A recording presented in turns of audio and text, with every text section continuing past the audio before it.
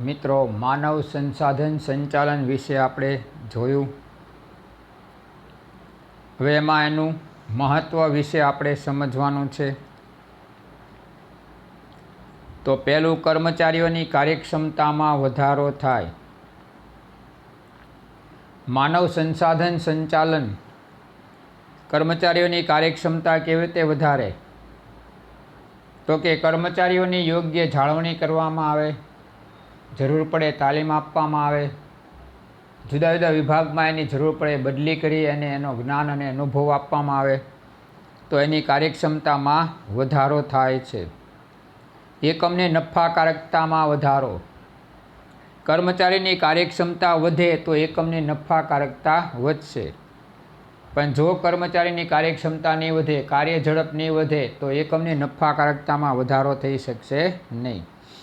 તો આ રીતે એકમની નફાકારકતામાં પણ વધારો કરી શકશે. એકમની વસ્તુઓ બજારમાં સારી ગુણવત્તાવાળી મળે તો એકમની પ્રતિષ્ઠા વધે. કર્મચારીઓ તાલીમબદ્ધ રીતે બગાડ વગર ગુણવત્તા જાળવીને ઉત્પાદન કરે તો બજારમાં ગુણવત્તાવાળી વસ્તુ મળશે અને બજારમાં ગુણવત્તાવાળી વસ્તુ મળે તો એકમની પ્રતિષ્ઠા વધશે. ઉત્પાદિત વસ્તુ કે સેવાની ગુણવત્તાના ઊંચા ધોરણો જળવાય. સતત એ લોકોની ઉપર દેખરેખ રાખવામાં આવે, જરૂરી સૂચનો પૂરવામાં આવે, એને પ્રોત્સાહિત કરવામાં આવે તો કર્મચારીઓ ગુણવત્તાના ઊંચા ધોરણો જાળવી રાખે છે.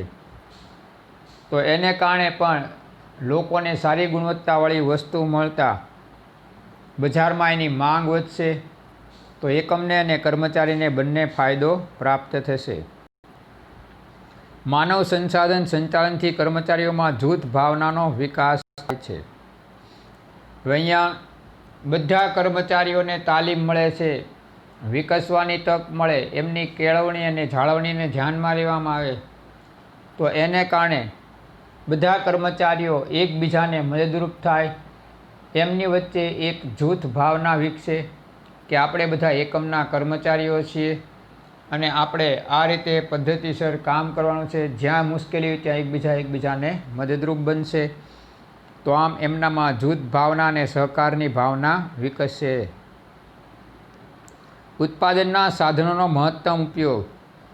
કર્મચારીઓને તાલીમ આપવાને કારણે એ લોકો યોગ્ય પદ્ધતિએ યોગ્ય ઝડપથી યંત્ર ઉપર કાર્ય કરશે અને યંત્ર ઉપર કાર્ય કરશે તો સાધનોનો અને સમયનો યોગ્ય અને મહત્તમ ઉપયોગ શક્ય બનશે. કયા સાધનનો કેવા ઉપયોગ કરવો, કાચા માલનો, તૈયાર માલ, અર્ધ તૈયાર માલનો કેવો અને કેટલા પ્રમાણમાં ઉપયોગ કરવો, એ બધી સતત માહિતી એમને પ્રાપ્ત થાય છે તો આમ સાધનોનો મહત્તમ ઉપયોગ થઈ શકશે. કર્મચારીઓની ફેરબદલી શા માટે ઘટી? તો કે કર્મચારીઓને બે પ્રકારની મહત્ત્વની બાબતો, એક તો વેતનનો સંતોષ અને બીજો કાર્યનો સંતોષ. એને લાયકાત પ્રમાણે કામ મળી જાય અને ઈચ્છા અનુસારનું વેતન મળી જાય કામના બદલામાં તો કર્મચારી કામ છોડીને બીજે જતો નથી. તો એટલા માટે અહીંયા કર્મચારી ફેરબદલી દર ઘટશે કારણ કે કર્મચારીની કાર્યક્ષમતા વધતા એને કાર્યનો સંતોષ મળશે અને કાર્યક્ષમતા વધી એટલે એનો વેતન પણ વધશે, કાર્ય પ્રમાણે ચૂકવાશે તો બરાબર. તો આ રીતે કર્મચારીના સંતોષમાં પણ વધારો થશે. ત્યાર પછી માનવ સંસાધન સંચાલનને કારણે કર્મચારીઓને પૂરતો સંતોષ મળશે જેથી ઔદ્યોગિક શાંતિનું વાતાવરણ ઊભું થાય છે. કર્મચારીની યોગ્ય જાળવણીથી એ લોકો એકમ પ્રત્યે નિષ્ઠાથી એટલે કે અહોભાવથી કામ કરે છે કે ભાઈ એકમ આપણને સાચવે છે તો આપણે પણ એકમની જાળવણી કરવી જોઈએ. એટલે એ લોકો અધિકારીઓ સાથે, સહકર્મચારીઓ સાથે, સંચાલકો સાથે લાગણીભર્યું વર્તન રાખે છે, એમને સહકાર આપે છે એટલે ઉદ્યોગોમાં ઔદ્યોગિક ઝઘડા થતા નથી અને એને કારણે ઔદ્યોગિક શાંતિનું વાતાવરણ ઊભું થશે. તો આમ માનવ સંસાધન સંચાલનને કારણે ઉદ્યોગોને આવા અનેક લાભ પ્રાપ્ત થાય છે. પછી જોઈએ નાણાકીય સંચાલન. ધંધાકીય એકમમાં નાણું એ જીવનદાતા રક્ત સમાન છે. નાણાં વગર કોઈ પણ પ્રવૃત્તિ શક્ય નથી. હવે એક યાદ રાખો, માનવ શરીરમાં લોહી ન હોય તો માનવી ખલાસ થઈ જાય. એમ ધંધામાં નાણું જ નથી તો એ નાણું આગળ વધી શકતો નથી, એ ધંધો આગળ વધી શકતો નથી. કારણ કે નાણાકીય જે રક્ત છે, એની જીવાદોરી છે, એ જ કટ થઈ ગઈ છે. તો હવે નાણાં વગર ધંધાનો વિકાસ કે અસ્તિત્વ શક્ય બનવાનું નથી. તો આ રીતે નાણાકીય સંચાલનમાં નાણાં વગરની કોઈ પ્રવૃત્તિ નહીં થઈ શકે. આથી જ આપણને કહેવામાં આવ્યું છે ને, નાણાં વગરનો નાથીઓ નાણે નાથાલાલ. જ્યાં સુધી એની પાસે પૈસા નથી ત્યાં બધા એ નાથ્યા એમ કરતા હોય. પણ જેવો એની પાસે પૈસા આવી જાય તો બધા એને અહોભાવથી માનથી બોલાવશે નાથાલાલ કરીને. બરાબર. ધંધાની સ્થાપના, વિકાસ, વિસ્તરણ અને આધુનિકીકરણ માટે નાણાંની જરૂરિયાત રહેતી હોય છે. સ્થાપના સમયે જમીન, મકાન, યંત્રો, ફર્નિચર ખરીદવા, ધંધાની નોંધણી કરાવવા, કાચા માલની યંત્રોની ખરીદી કરવા, બરાબર, એ માટે જરૂરિયાત હોય. વિકાસ માટે બજારો નવા વિકસાવાય તો વળી નવા સાધનો, યંત્રો ખરીદવા પડે છે. વિસ્તરણ માટે પણ એ જ બધી પરિસ્થિતિને મહત્ત્વ આપવું પડે. આધુનિકરણ, જૂના યંત્રોને સ્થાને નવા યંત્રો વસાવવા છે તો એ માટે પણ એને નાણાંની જરૂર પડશે ધંધાને. કારણ કે આધુનિક યંત્રોની કિંમત ખૂબ વધુ હોય છે, એટલે એ માટે પણ નાણાકીય ખર્ચ કરવો પડે છે. અર્થ: નાણાકીય સંચાલન એટલે નાણાં કાર્યનું સંચાલન. નાણાં કાર્ય એટલે નાણાં મેળવવાનું, નાણાંનો ઉપયોગ કરવાનું અને આવકની ફાળવણીનું કાર્ય. આ કાર્ય અને કાર્યક્ષમ રીતે થવું જોઈએ. તો અહીંયા આપણે જોઈએ તો નાણાકીય કાર્ય એટલે નાણું પ્રાપ્ત કરવાનું, નાણાંનો ઉપયોગ કરવાનું અને આવકની ફાળવણી કરવાનું. ધંધામાં જરૂરી નાણું ક્યાંથી, કેવી રીતે, કેટલા પ્રમાણમાં મળશે એ પહેલાં આપણે જાણવું પડે છે. પ્રાપ્ત થયેલો નાણાંનો કરકસરપૂર્ણ ઉપયોગ થાય તો એનું વળતર પૂરું મળે. એટલે ધંધાએ જે વ્યાજે નાણાં લીધા છે એ વ્યાજ ભરી શકે, સાથોસાથ નફો પણ મેળવી શકે. તો એ રીતે એનો ઉપયોગ કરવા અંદાજપત્રનો ઉપયોગ કરશું. અને આવકની ફાળવણી, ધંધામાં પ્રાપ્ત થયેલો નફો એની વહેંચણી કરવી જ પડે છે. નફાની વહેંચણી ન્યાયીને સંતોષકારક હોય તો રોકાણકારોને અને કર્મચારીઓને સંતોષ મળશે. ધંધામાં નફો પણ વધશે. એવી રીતે સરકારના કરવેરા પણ ચૂકવી આપી શકાશે. તો આ રીતે પ્રાપ્ત થયેલી આવકની યોગ્ય ફાળવણી કરવામાં એ નાણાકીય સંચાલનને ધ્યાનમાં લેવામાં આવે છે. નાણાકીય સંચાલનમાં મુખ્યત્વે નીચેના કાર્યોનો સમાવેશ થાય છે. નાણાંની જરૂરિયાતો અંદાજવી. હવે નાણાકીય જરૂરિયાત અંદાજવી એટલે ધંધામાં એના કદને આધારે નાણાંની જરૂરિયાત રહેતી હોય છે. જો મોટા કદનો ધંધો હોય તો વધુ નાણાંની જરૂરિયાત રહે. નાના કદનો ધંધો હોય તો ઓછા પ્રમાણમાં નાણાંની જરૂરિયાત રહેતી હોય છે. એટલે જ કહેવાયું છે ને કે કીડીને કણ અને હાથીને મણ. એમ નાના કદ માટે નાણાંની જરૂરિયાત ઓછી, મોટા કદ માટે નાણાંની જરૂરિયાત વધુ. બરાબર. મૂડી પ્રધાન હોય તો નાણાંની જરૂરિયાત વધુ અને શ્રમ પ્રધાન હોય તો નાણાંની જરૂરિયાત ઓછી રહેશે. તો આ રીતે નાણાકીય જરૂરિયાતો અંદાજવી પડે છે. સમય દૃષ્ટિએ નાણાંનું આયોજન કરવું. જમીન, મકાન, પ્લાન્ટ, યંત્રો એ બધું ખરીદવું છે તો એમાં લાંબા ગાળાની મૂડીની જરૂરિયાત રહેશે. પણ સ્ટેશનરી, બરાબર, અને છૂટક પરચુરણ ખર્ચાઓ માટે રોજબરોજના હાથ વગા નાણાંની જરૂરિયાત હોય તો એને કાર્યશીલ મૂડી કે ટૂંકા ગાળાની જરૂરિયાતવાળી નાણું જોશે. તો આમ કયા પ્રકારનું નાણું કેટલું જોઈશે એનો અંદાજ અહીંયા મેળવવો પડે છે. અંદાજપત્ર બનાવવું. ધંધામાં પ્રાપ્ત થયેલા નાણાંનો ઉપયોગ કયા વિભાગમાં કેટલો જોશે, બરાબર, એની ફાળવણી કેવી રીતે કરવી. તો આ બધી બાબતો અંદાજપત્ર દ્વારા તૈયાર થાય છે. એમાં ઉત્પાદન અંદાજપત્ર, ખરીદી અંદાજપત્ર, વેચાણ અંદાજપત્ર, વિભાગીય અંદાજપત્રો, બરાબર, પછી જુદા જુદા પ્રકારના વિભાગોને સાંકળીને આપણે તૈયાર કરેલું મુખ્ય અંદાજપત્ર. તો આમ જુદા જુદા અંદાજપત્રો દ્વારા નાણાંની યોગ્ય ફાળવણી કરવામાં આવે તો નાણાંનો યોગ્ય અને કરકસરપૂર્ણ ઉપયોગ કરી અને પછી આપણે એનો યોગ્ય ઉપયોગ કરશું તો આપણને યોગ્ય વળતર મળશે અને એકમ નાણાકીય બોજમાંથી બહાર નીકળી શકશે. બરાબર. તો આ રીતે અંદાજપત્ર તૈયાર કરી નાણાંનો કરકસરપૂર્ણ ઉપયોગ કરવામાં આવે છે. આવકની ફાળવણી.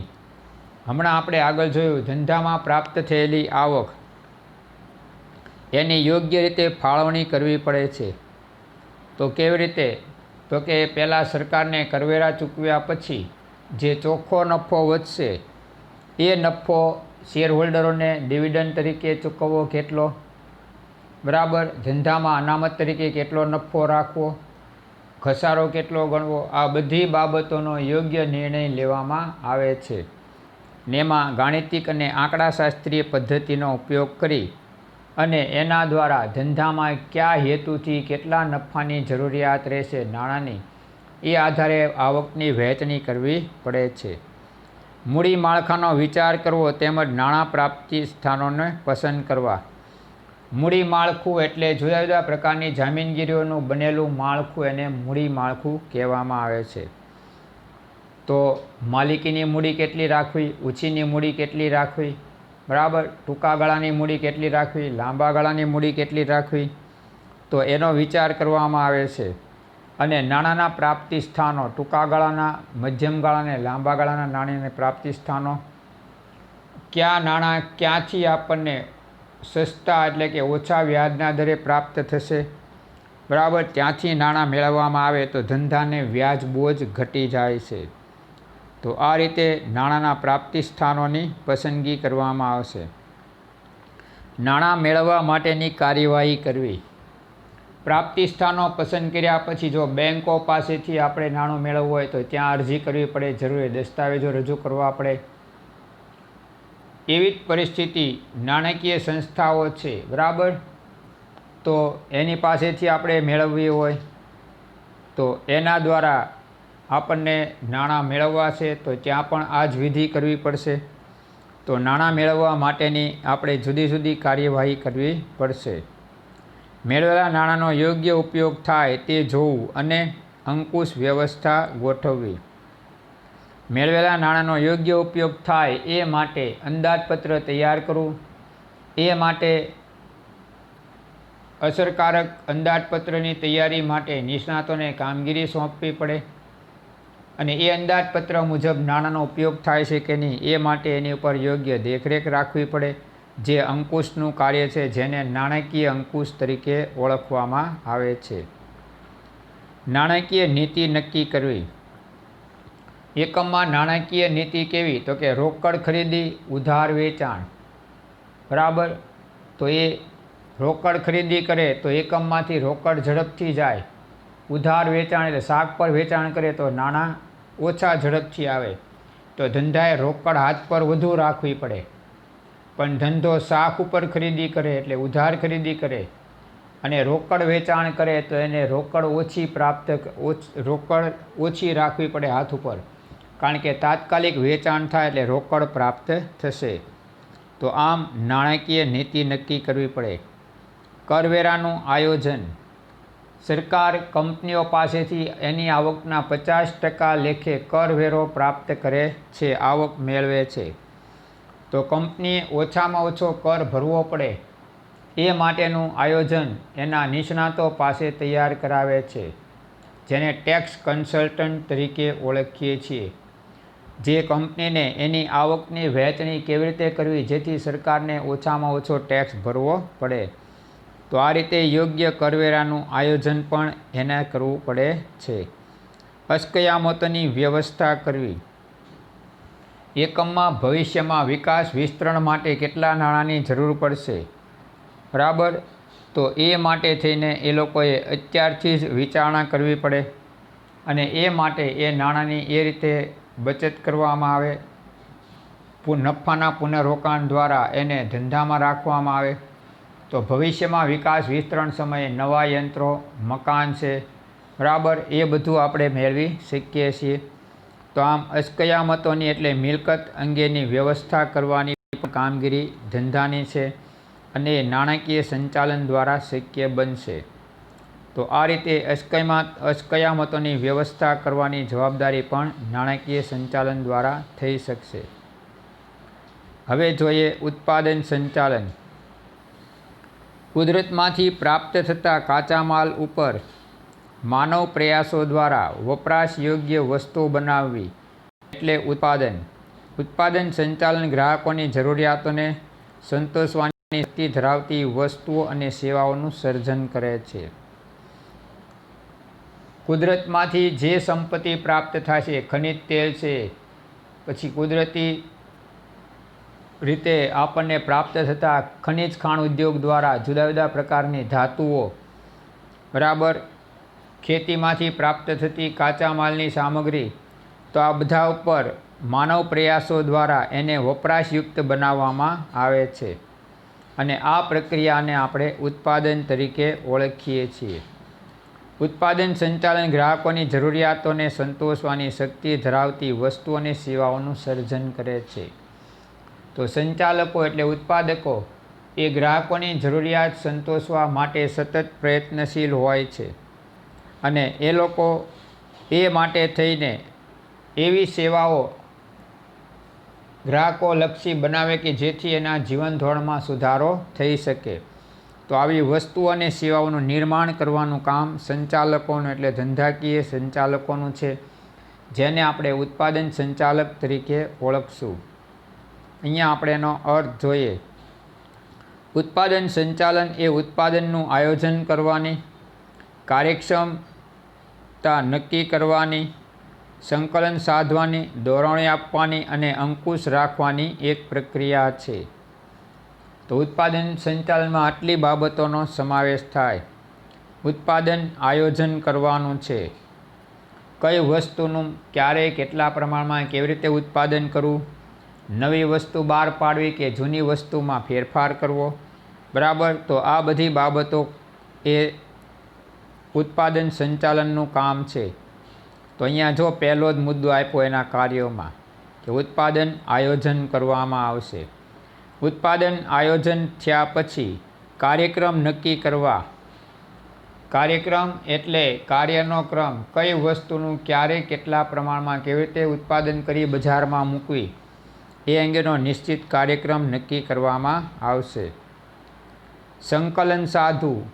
ઉત્પાદન માટે સંકળાયેલા જુદા જુદા વિભાગોને એકબીજા સાથે જોડી અને ઉત્પાદન પ્રક્રિયા ઝડપથી થાય એ માટેની કાર્યવાહી કરવાનું કામ ઉત્પાદન સંચાલનનું છે. કર્મચારીઓને જરૂર પડે ક્યાંય ભૂલચૂક થાય તો એની પર દેખરેખ રાખી જરૂરી દોરવણી કે માર્ગદર્શન આપવું અને એના પર અંકુશ રાખવો જેથી કરીને ભૂલોનું પુનરાવર્તન થાય નહીં. તો આપણે એના હવે આ કાર્યોમાં પહેલું જોઈ ગયા ઉત્પાદન આયોજન. બીજું ઉત્પાદન સંશોધન કરવું. ઉત્પાદન સંશોધન એટલે નવી નવી વસ્તુઓ, નવી નવી ટેકનોલોજી, નવી નવી પદ્ધતિઓ અસ્તિત્વમાં આવે તો એ માટે એ લોકો સતત પ્રયત્નશીલ હોય છે એના સંશોધન માટે, જેથી કરીને ઓછા ખર્ચે મોટા પ્રમાણમાં ઉત્પાદન થઈ શકે. તો આમ ઉત્પાદન સંશોધન કરવાનું કાર્ય પણ ઉત્પાદન સંચાલનનું છે.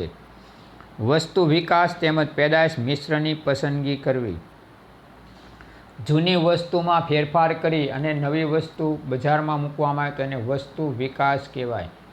પહેલાંના સ્કૂટર છે તો એ પતરાની બોડીના હતા, હવે ફાઇબર બોડીના આવ્યા એટલે વજન ઘટ્યું અને ઝડપ વધી.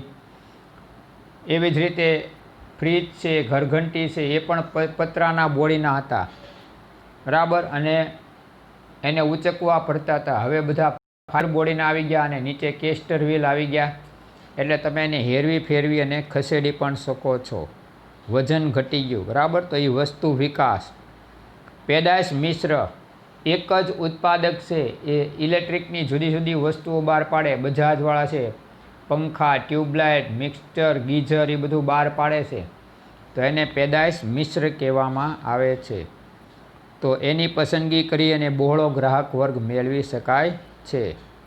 ટેકનોલોજી તેમજ યંત્રની પસંદગી કરવી.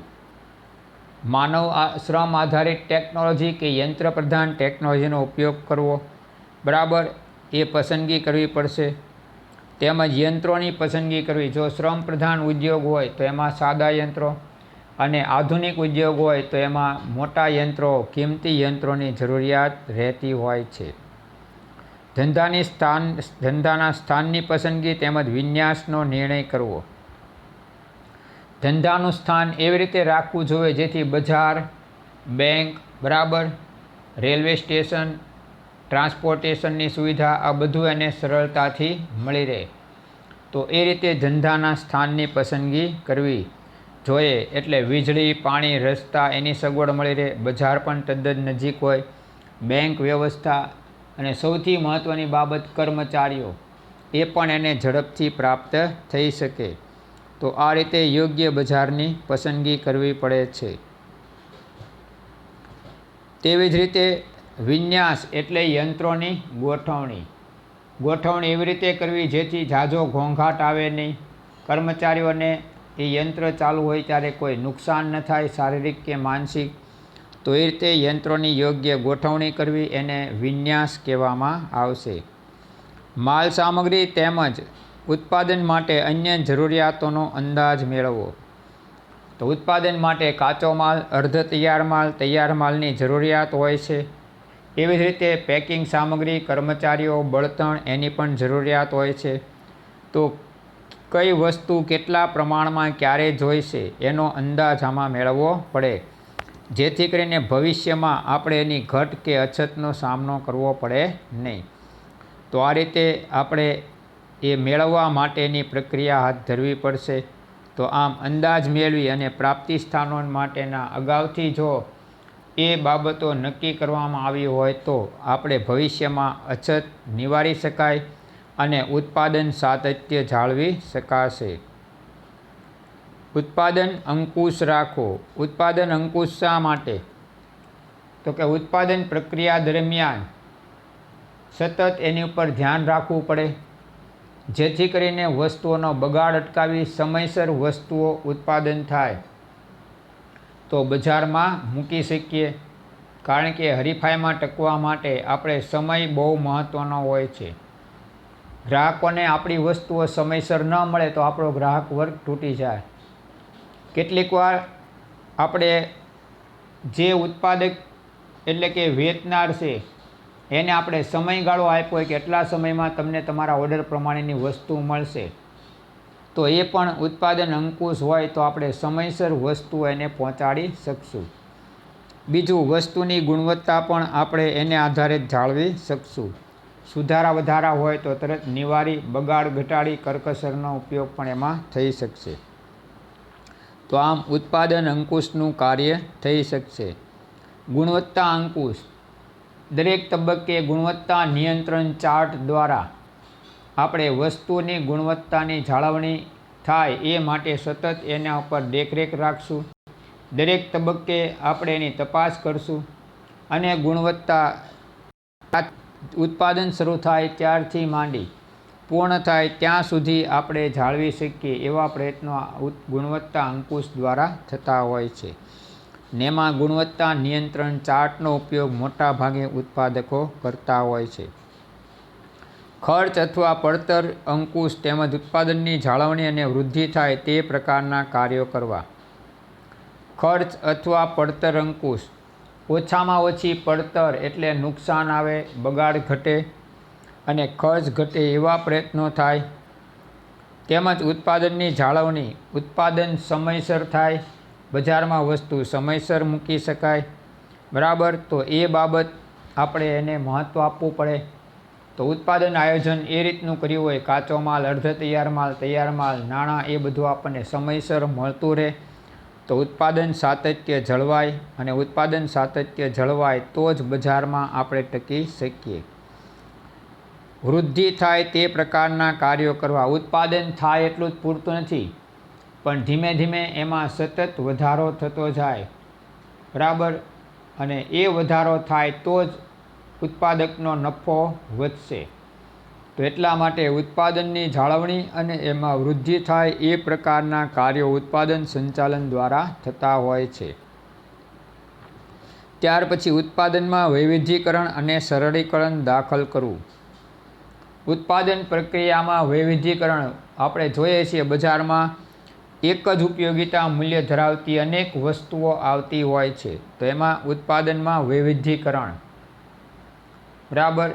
નાના બાળકોના તમે કપડાં જુઓ, એક પછી એક આકર્ષક કપડાઓ આવતા હોય છે. રમકડા પણ એવા જુદી જુદી જાતના આવે છે.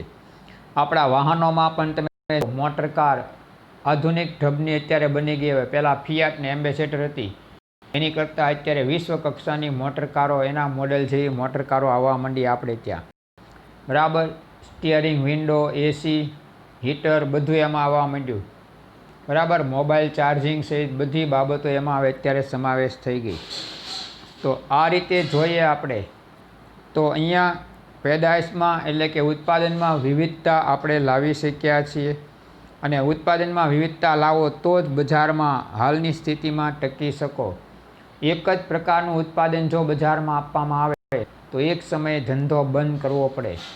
પહેલાં સામાન્ય ટીવીની માંગ હતી, હવે તમે જુઓ તો એની અંદર અત્યારે એલઈડી, એલસીડી ટીવી આવી ગયા, એન્ડ્રોઈડ ટીવી આવી ગયા, બરાબર. ટચ સ્ક્રીન ટીવી આવી ગયા અને જુદા જુદા પ્રકારની મોટી નાની સ્ક્રીનવાળા ટીવી આવી ગયા. તો આમ ઉત્પાદનમાં વિવિધતા આવી અને એ બજાર પ્રમાણે આપણે લાવવી પડે, નહીંતર ધંધો હરીફાઈમાં ટકી શકતો નથી. આમ ઉત્પાદનમાં વૈવિધ્યીકરણ લાવવામાં આવે અને સરળીકરણ દાખલ કરવું. આધુનિક યંત્રો અને ટેકનોલોજીનો ઉપયોગ થાય તો ઉત્પાદનનું કામ સરળ બનશે, કર્મચારીઓને પણ કામ કરવાની ઝડપ વધશે અને ઉત્પાદન સરળીકરણ થાય તો બજારમાં મોટા પ્રમાણમાં ઉત્પાદન મૂકી શકાય છે. તો આમ ઉત્પાદન સરળીકરણ દાખલ કરવાની પ્રક્રિયા હાથ ધરીએ તો બજારમાં આપણે મોટા ભાગના હિસ્સામાં આપણી વસ્તુઓ પહોંચાડી શકશું. તો આ રીતે ઉત્પાદનમાં વૈવિધ્યીકરણ તો મહત્ત્વનું છે જ, કારણ કે વિવિધતાથી જ વધુ ગ્રાહક વર્ગ મેળવી શકાય. વિવિધતા વગર વધુ ગ્રાહક વર્ગ આપણે મેળવી શકવાના નથી, બરાબર. આપણા કપડાઓમાં છે, ઘરના ફર્નિચરમાં, રાચ રચીલામાં, પછી આપણે રાંધવાની જે જુદી જુદી વસ્તુ આવે છે, બરાબર. આપણા વાહનો છે, એવી જ રીતે માહિતી સંચાર માટે અત્યારે જે આપણે મોબાઈલ ફોનનો ઉપયોગ કરીએ છીએ, તો બધામાં ઉદ્યોગો સંશોધન દ્વારા વિવિધતા લાવ્યા છે અને વિવિધતાને કારણે આજે એ ઉદ્યોગ અનેક પ્રકારના વિકાસ સાધી અને બજારમાં પોતાનું સ્થાન મેળવી શક્યા છે. તો આમ વૈવિધ્યીકરણ એ ઉદ્યોગો માટે એક મહત્ત્વની બાબત બની જાય છે. સરળીકરણ એટલા માટે કે વસ્તુઓનો ઉપયોગ સરળતાથી થઈ શકે, ઉત્પાદન સરળતાથી થઈ શકે, તો એને કારણે બજારમાં એવી વસ્તુઓની માંગ વધશે. બીજું, ઉત્પાદનમાં સરળતા આવી તો બજારમાં આપણે મોટા જથ્થામાં વસ્તુઓ મૂકી શકશું અને વસ્તુ મોટા જથ્થામાં મૂકશું એટલે આપણો ઉત્પાદન ખર્ચ ઘટતા વસ્તુની કિંમત નીચી રાખી શકાય. વસ્તુની કિંમત નીચી રાખી શકતા પરિસ્થિતિ એ આવે કે બહોળો ગ્રાહક વર્ગ મળી શકે, આપણી વસ્તુઓની માંગ વધે, પરિણામે એકમમાં નફામાં વધારો થાય. તો આ બધા આપણને ફાયદા ઉત્પાદનમાં વૈવિધ્યીકરણ અને સરળીકરણને કારણે પ્રાપ્ત થઈ શકે એમ છે. એટલે ઉત્પાદકો સૌથી બાબત ધ્યાનમાં લેતા હોય તો વિવિધતાને, કારણ કે વિવિધતા છે એ જ ગ્રાહક વર્ગ માટે મહત્ત્વની છે. એક જ કંપનીની એક જ પ્રકારની અનેક વસ્તુ મળતી હોય, મિક્સચર મળતા હોય, બરાબર. ઘરઘંટી મળતી હોય, ફ્રીજ મળતા હોય, તો નાની કેપેસિટીના ફ્રીજ મળે છે, ટીવી પણ નાના મોટા સ્ક્રીનના મળે છે. તો એ લોકો ઉત્પાદનમાં વિવિધતા લાવ્યા અને ઉત્પાદનનું કાર્ય સરળ બન્યું તો મોટા જથ્થામાં ઉત્પાદન થઈ શકશે, બરાબર. તો આ રીતે હવે આપણે અહીંયા પાઠ નંબર 1ની અંદર આટલી બાબતો શીખ્યા છીએ, બરાબર. અને એને ધ્યાનથી વાંચવાનું નહીં કરવાનું છે. પાઠ થોડોક મોટો છે મિત્રો, બરાબર. જો ધ્યાન આપશો તો કોઈ મુશ્કેલી પડશે નહીં, બરાબર. હવેના લેક્ચરમાં આપણે પછી પાઠ ચાલુ કરશું. પાઠ 2 સંચાલનના સિદ્ધાંતો. પાઠ સહેલો છે અને મજા આવે એવો છે. હેનરી ફેયોલ અને ફ્રેડરિક ટેલરના સિદ્ધાંતો આમાં જોવામાં આવશે, બરાબર. તો પછીના પીરિયડમાં આપણે પાઠ નંબર 2 ચાલુ કરશું ત્યાં સુધી આ વાંચજો.